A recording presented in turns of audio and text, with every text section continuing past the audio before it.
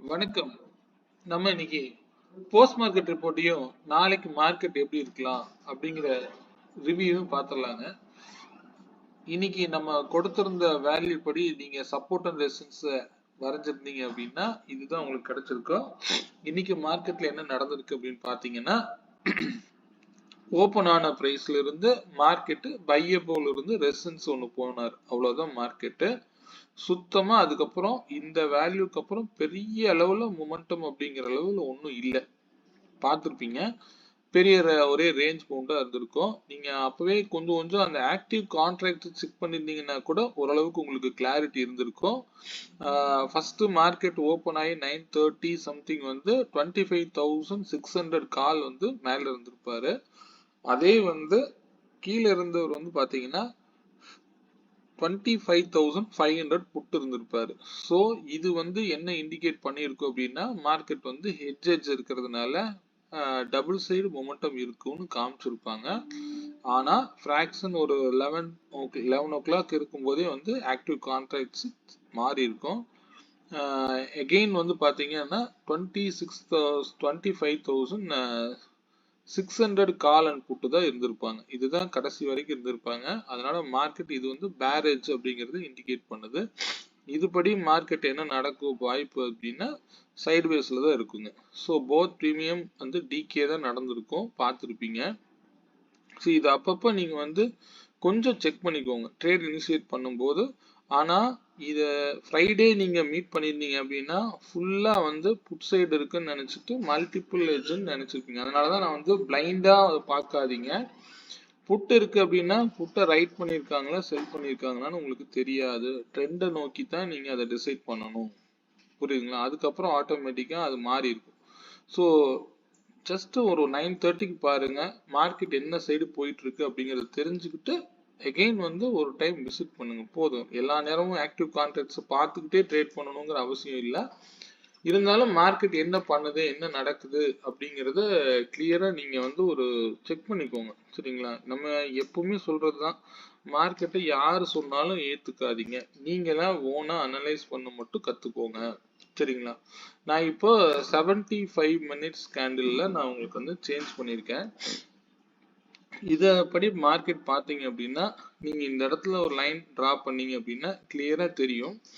மார்க்கெட்டுக்கு ஒரு trend line போட்டீங்க அப்படின்னா ஃபுல்லா டவுன் சைடு வந்துட்டே இருந்திருப்பாங்க.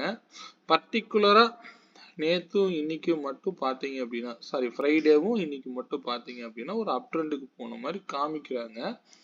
இது வந்து எனக்கு தெரிஞ்சு இது பார்த்தா சஸ்டெயின் ஆன மாதிரி எனக்கு ஒரு நம்பிக்கை இல்லை. இதுவே பார்த்தீங்கன்னா இது இங்க இந்த பிரைஸுக்கு மேல அது போக முடியல. இது அதிகமா செல்லிங் ஆகக்கூடிய இடங்க. இந்த இடம் பார்த்தீங்கன்னா லாங் டைம் ஃப்ரேம்ல பார்த்தீங்கன்னா தெரியும்.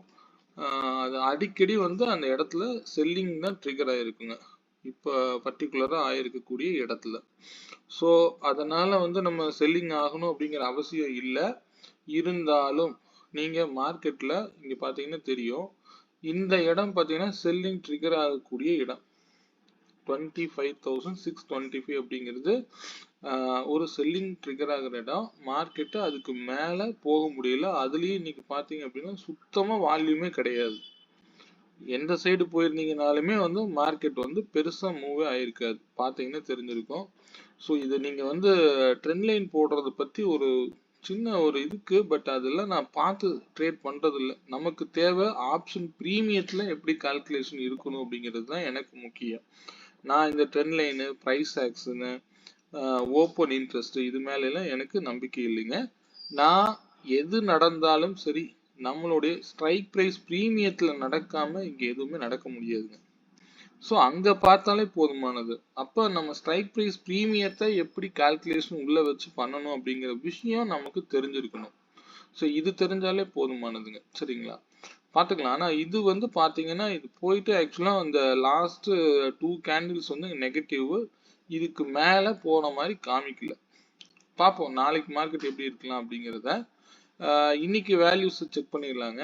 இன்னைக்கு நான் கொடுத்திருந்த ஸ்ட்ரைக் பிரைஸ் 25,500 கால் 119க்கு மேல, அதாவது 120க்கு மேல இருந்தா மார்க்கெட் அப்சைடு போகும்னு சொல்லியிருப்பேன்.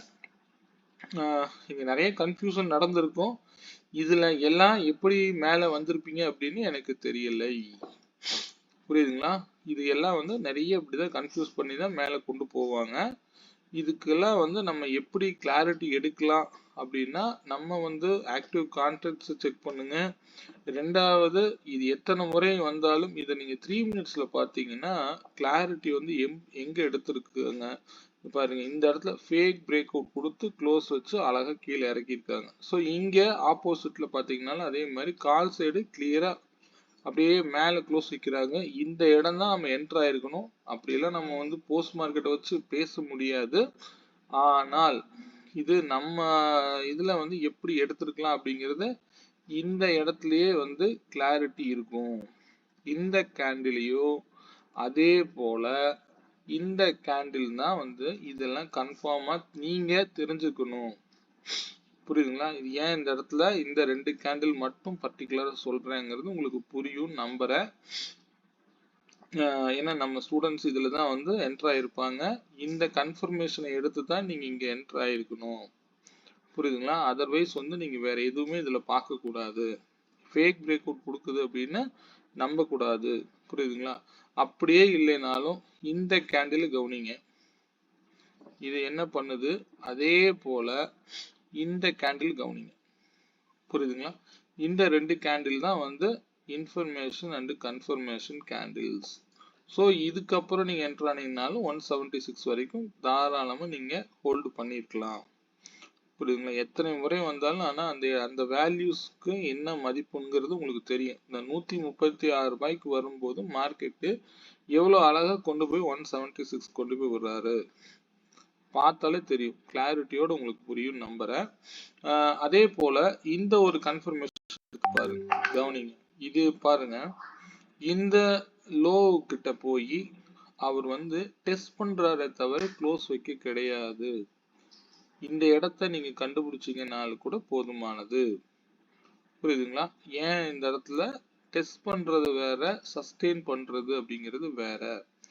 நாம க்ளோஸ் அப்படிலாம் நம்ம கூட பார்க்க வேண்டியது இல்லை. ஆனா சஸ்டெயின் பண்ணாம நம்ம இதை எடுத்துக்க கூடாது. ஃபர்தரா வந்து பாத்தீங்க அப்படின்னா ஆட்டோமேட்டிக்கா நமக்கு ஒண்ணுமே மார்க்கெட்ல இருந்திருக்காது. கால் சைடும் பிரீமியம் இறங்கி இருக்கு, புட் சைட்லயும் இறங்கி இருக்கும். ஏன்னா மார்க்கெட் ரேஞ்ச் பவுண்டு பேரேஜ் ஃபார்ம் பண்ணிட்டாங்க அப்படின்னா மார்க்கெட்ல ஒன்றும் இருக்க வாய்ப்பு இருக்காது. புரியுதுங்களா? இத நான் வந்து சில அவுட் ஆஃப் த மணியில கூட நம்ம எடுக்கணும் அப்படிங்கிறது தான் என்னுடைய நோக்கம். இன்னைக்கு வந்து பாத்தீங்கன்னா நம்ம கொடுத்துருந்த 46ல கூட நீங்க எடுத்திருக்கலாம்.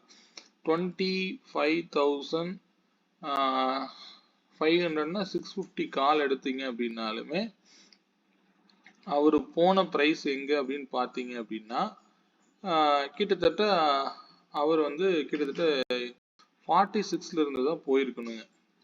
போயிருந்தா ஒரு நிமிஷம் செக் பண்ணிடலாங்க.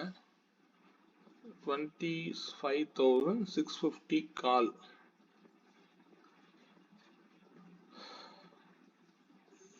இன்னைக்கு வந்து அவர் மார்னிங்ல இருந்து என்ன பண்ணிருக்காரு அப்படின்னா 46ன்னு ஒரு வேல்யூ போட்டீங்க அப்படின்னா 46ல இருந்து தான் அவர் போயிருக்கணுங்க. சரிங்களா? எத்தனை முறை வந்தாலும் நீங்க இந்த தேர்ட் சப்போர்ட்ல கூட நீங்க தாராளமா என்டர் ஆகலாம். இதுவே நம்ம கிட்ட படித்தவர்களுக்கு தெரியும். இந்த விலையில எடுக்கலினாலும் நீங்க இப்ப நான் வந்து அந்த எக்ஸல்ல சில சேஞ்சஸ் கொடுத்துருப்பேன், செக் பண்ணிக்கோங்க. 700 கால் கூட நீங்க தாராளமா என்டர் ஆகலாம். இதனுடைய விலை அப்படிங்கிறது 26.6. நான் வந்து இப்ப காமிச்சுட்டே இருக்கிறேன். சோ இந்த பிரைஸ்ல கூட நீங்க என்டர் ஆகலாம், மறந்துடாதீங்க. இது வந்து ஒரு ஓடிஎம். இதுக்கு எனக்கு என்ன தேவை அப்படின்னா ட்ரெண்ட். அந்த ட்ரெண்டை கண்டுபிடிச்சீங்கன்னா கூட அல்லது இந்த 27 ருபீஸ் எத்தனை முறை வேணாலும் நீங்க என்ட்ரி எடுக்கலாம். ஒரு ஓடிஎம் ஸ்ட்ரைக்கு நான் இப்ப கொடுத்துருக்கிற எல்லாத்துலயும் இருக்கும், செக் பண்ணி பாருங்க. எக்ஸல்ல மாடிஃபிகேஷனோட அனுப்பிச்சிருப்பேன். நீங்க ஏதாவது கரெக்டா யூஸ் பண்ணிக்கோங்க. புரியுதுங்களா? இதே ஸ்ட்ரைக் பிரைஸ் நாளைக்கு வந்து அதே 650 கால்ல இது நடக்கும்.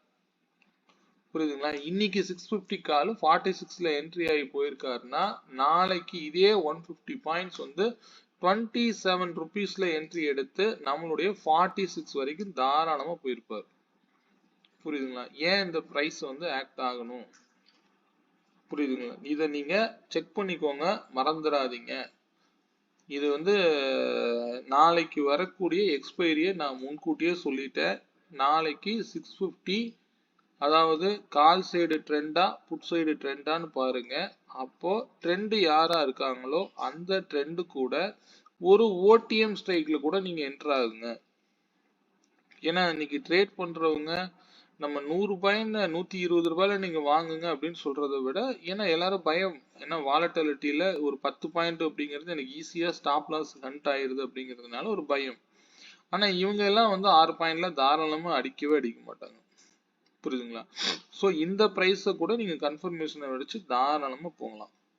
எத்தனை முறை வந்தாலும் நீங்க இந்த இடத்துல கூட நீங்க என்டர் ஆகலாம். இதுதான் வந்து ரியாலிட்டி. நீங்க ஓடிஎம் ஸ்ட்ரைக்கு கூட வாங்கினா ஏன் இந்த 27 ரூபாயில சப்போர்ட் எடுக்கணும் அப்படிங்கிறது உங்களுக்கு தெரியணும். புரியுதுங்களா? ஏன்னா அது நீங்க கிளாரிட்டியோட எடுத்துக்கங்க. நாளைக்கு ட்ரெண்ட் எப்படி இருக்கும் அப்படிங்கறது நமக்கு எப்பவுமே 9:30க்கு மேல 9:40க்கு மேல நீங்க டிசைட் பண்ணுங்க.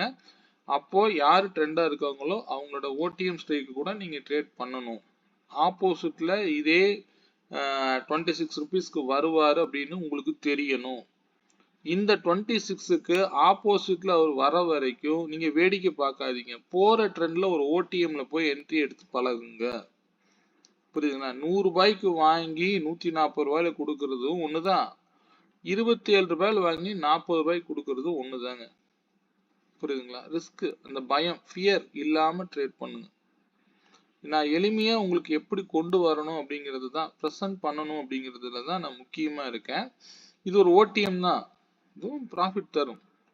ஓடிஎம் எடுத்தா போகாது, நீங்க வந்து 100 ரூபாய் ஸ்ட்ரைக்ல வாங்கினாதான் 200 ரூபாயில புக் பண்ண முடியும் அப்படிலாம் இல்லைங்க. ஏன் இதுலயே வந்து ஒரு 49 போனா எடுத்துக்க மாட்டோமா? போதுங்க. புரியுதுங்களா? ஒரு ட்ரெண்டை இப்படி கூட நம்ம எடுத்துட்டு போகலாம், ஒன்றும் பெரிய விஷயமே இல்லைங்க. ஓகே, நம்ம பார்ப்போம். நான் வந்து கொடுத்திருந்த ஸ்ட்ரைக் ப்ரைஸ் பார்த்தீங்க அப்படின்னா 25,500 கால் 81 ருபீஸ்க்கு மேலே இருந்தால் மார்க்கெட் அப் ட்ரெண்ட்ல இருக்குன்னு சொல்லியிருப்பேன். அவர் இந்த விலைக்கு வரவே இல்லை.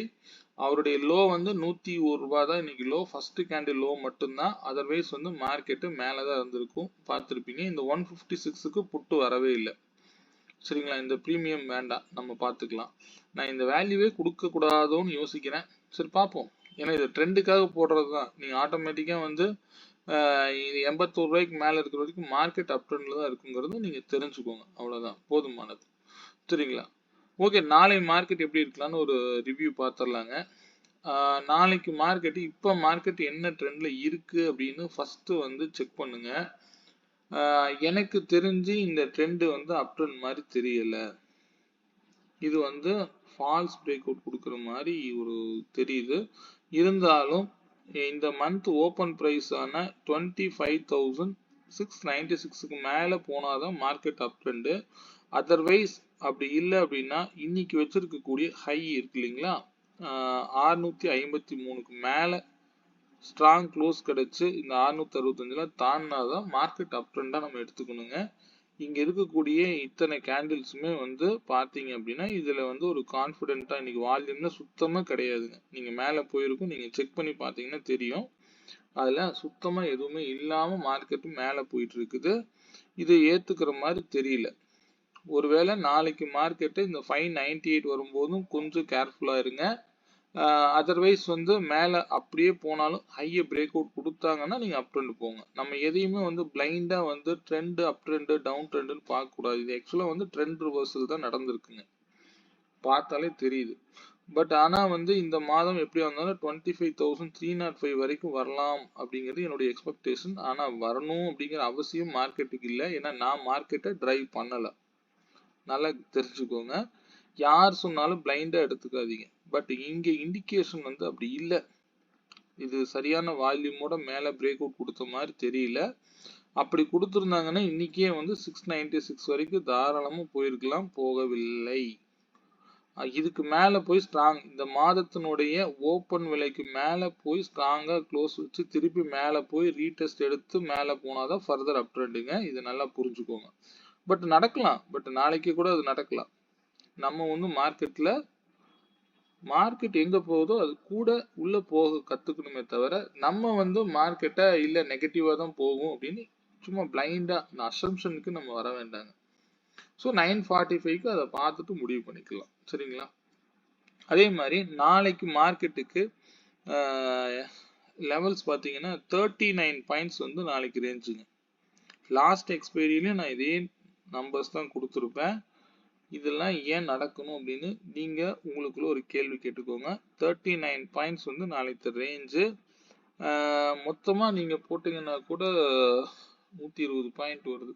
ஓகே, பார்க்கலாம் நாளைக்கு என்ன நடக்கலாம் அப்படிங்கிறது. 600ல இருந்து 120ன்னு போட்டாலுமே 480 வரைக்கும் வரலாம். அப்படியே அப்சைடு போட்டோம் அப்படின்னா கீழே இருந்து மேலே போனா 550ல இருந்து 650 690.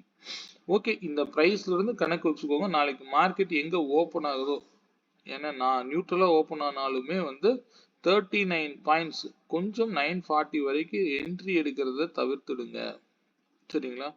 அதர்வைஸ் அது போனா போயிட்டு போகுது, ரீடெஸ்ட்டுக்கு வரும்போது என்ட்ரி எடுத்து பழகுங்க. ரொம்ப சிம்பிளா பாருங்க மார்க்கெட்டை. போகுதுன்னு துரத்திக்கிட்டே பின்னாடி போக வேண்டிய அவசியம் இல்லை. இன்னைக்கு மார்க்கெட்டை நீங்க பொறுமையா இருந்தீங்கன்னா சாதிச்சிருக்கலாம். அது வந்து சில மார்க்கெட்ல ஓப்பன் பிரைஸ்ல இருந்தே மேல போயிட்டே இருக்கும். சரி, போயிட்டு போகுது, அதனால ஒன்றும் தப்பு இல்லை. கீழே இறங்கி வரும்போது கூட நீங்க ரீடெஸ்ட், அதுக்கு சரியான விலை உங்களுக்கு தெரியும், அவ்வளவுதான் விஷயம். ஸோ அது வந்து ரீடெஸ்ட் எடுக்கும்போது என்ட்ரி எடுத்தீங்கன்னா போதுங்க. அது போயிருச்சே நினைச்சிட்டு இருக்கிறத விட நம்ம சரியான ட்ரேடை சரியான நேரத்துல எடுக்க கத்துக்கோங்க. ஸோ அந்த டைம் வந்தா நம்ம முடிவு பண்ணிக்கலாம். சரிங்களா? ஸோ அதர்வைஸ் வந்து பிளைண்டா வந்து ட்ரெண்ட் பேஸ்டு ட்ரேடை வந்து இனிஷியேட் பண்ணி பழகாதீங்க. நாளைக்கு மார்க்கெட் எங்க ஓப்பன் ஆகி 39 பாயிண்ட்ஸ் மேல இருக்கா கீழே இருக்கான்னு கவனிங்க, அல்லது ஓப்பன் பிரைஸ்லயும் நீங்க வந்து டிசைட் பண்ணிக்கோங்க. சரிங்களா? அந்த 39 பாயிண்ட்ஸ் அப்படிங்கிறது 598 போயிட்டு கீழே ரிஜெக்ஷன் ஆகலாம், இல்ல கீழே இருந்து ஓப்பன் ஆச்சு அப்படின்னா மார்க்கெட் அப்சைடு போக பார்க்கலாம். போயிட்டு ரிஜெக்ஷன் ஆகுதான்னு கவனிங்க. இன்னைக்கு வச்சிருக்கக்கூடிய ஹையை நல்லா பிரேக் அவுட் கொடுக்குறாரா அப்படிங்கிறதையும் பாருங்க. ஸோ இதெல்லாம் பிரேக் அவுட் கொடுத்து போனா 696 வரைக்கும் வாய்ப்பு இருக்கு. ஸோ இதுக்கெல்லாம் மேல போனாதான் எனக்கு தெரிஞ்ச அப் ட்ரெண்ட் மாதிரி தெரியுதுங்க. சரிங்களா? இன்னைக்கு போனதே ஒரு ட்ரெண்ட் ரிவர்சல் மாதிரி தான் இருக்கு. நீங்க ட்ரெண்ட் லைன்லாம் போட்டு பழகுங்க. நான் அதுல எல்லாம் நம்பிக்கை இல்லைங்க, நான் போடவும் மாட்டேன். நல்ல விஷயம், பட் ஆனா எனக்கு அது தேவையில்லை. எனக்கு இந்த வேல்யூஸே போதுமானது. புரியுதுங்களா?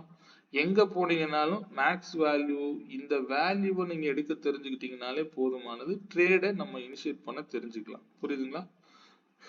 ஓகே, வேல்யூஸ் மட்டும் மாத்திரலாங்க. நாளைக்கு நம்ம அதே 25,500 காலும் 700 புட்டு வச்சிருக்கேன். இதுல வந்து ஒரு விஷயம் நல்லா கவனிங்க. இங்க வந்து பாத்தீங்கன்னா இந்த ஹை இருக்கு இல்லைங்களா, 121 தாண்டி மார்க்கெட் மேல போகுது அப்படின்னா மார்க்கெட் டவுன் ட்ரெண்ட போக வாய்ப்பு உண்டு. அதே மாதிரி இங்க 92ங்கிறதுக்கு கீழே போச்சுன்னா மார்க்கெட் புட் ஆப்ஷன் பக்கம் போக வேண்டாம். நேற்று லோவையும் கட் பண்ணிட்டாங்கன்னா புட் ஆப்ஷன் சைடு போக வேண்டாம். 83 அப்படிங்கிறது இன்னைக்கு வந்திருக்கிற லோ. ஸோ நான் 92ன்னு ஒரு பிரைஸ் கொடுத்துருக்கிறேன். இந்த விலைக்கு மேல இருந்தா மார்க்கெட் டவுன் சைட்ல இருக்குங்கிறது இண்டிகேட் பண்ணுது. இதே இந்த ஸ்ட்ரைக் கால் ஆப்ஷன் பாத்தீங்க அப்படின்னா 156க்கு மேல சஸ்டெயின் ஆயிட்டாரு அப்படின்னா மார்க்கெட் அப் ட்ரெண்ட்ல இருக்குங்கிறத இண்டிகேட் பண்ணுது. சரிங்களா? 500 கால் வந்து 156க்கு மேல இருந்தா மார்க்கெட் வந்து அப் ட்ரெண்ட்ல இருக்கும்னு சொல்லுது. அதே 700 புட்டு வந்து 92க்கு மேல இருந்தா மார்க்கெட் டவுன் சைட்ல இருக்குங்கிறத மட்டும் இண்டிகேட் பண்ணுது. சரிங்களா? இது வந்து ட்ரெண்டுக்காக மட்டும்தான் நான் கொடுத்துருக்கேன். இதை வச்சு ட்ரேட் பண்ணாதீங்க. சரிங்களா? ஜஸ்ட் ஒரு வியூ பண்ணுங்க, போதுமானது. இந்த பிரைஸ்க்கே வந்து 101 ரூபாய்க்கு கீழே போனாருன்னா மார்க்கெட் இன்னும் ஃபர்தரா வந்து டவுன் ஆவார். சரிங்களா? அந்த விலை வரும்போது பார்க்கலாம். எனக்கு தெரிஞ்சு நாளைக்கு நியூட்ரலா ஓபன் ஆகுதா அல்லது மார்க்கெட் உடைய 5 மினிட்ஸ் கேண்டில் விடட்டும், 940க்கு பார்த்துக்கலாம் எதுவா இருந்தாலும். சரிங்களா? ஸோ நாளைக்கு அப் ட்ரெண்ட் டவுன் ட்ரெண்ட்னு எந்த வேல்யூக்கு போகாதீங்க. மார்க்கெட்டை சிம்பிளா பாருங்க, அதுவே போதுமானது. அதர்வைஸ் ஏதாவது டவுட்ஸ் இருந்தது அப்படின்னா என்னுடைய நம்பருக்கு பிங் பண்ணுங்க. சரிங்களா? மார்க்கெட்டு நம்ம கொடுக்கக்கூடிய வேல்யூஸ் உங்களுக்கு யூஸ்ஃபுல்லா இருக்கும்னு நம்புறேன். இந்த ப்ளூ கலர் லைன்ல நீங்க அடிஷனலா ஆட் பண்ணிக்கோங்க. ஒரு கேண்டிலுடைய ஹை லோ தான் நான் போட்டுட்டு இருக்கேன். சிம்பிளா சொல்றேன், புரிஞ்சுக்கோங்க. சரிங்களா? ஓகே, மீண்டும் ஒரு நல்ல பதிவுடன் நாளை மாலை சந்திப்போம். நன்றி, வணக்கம்.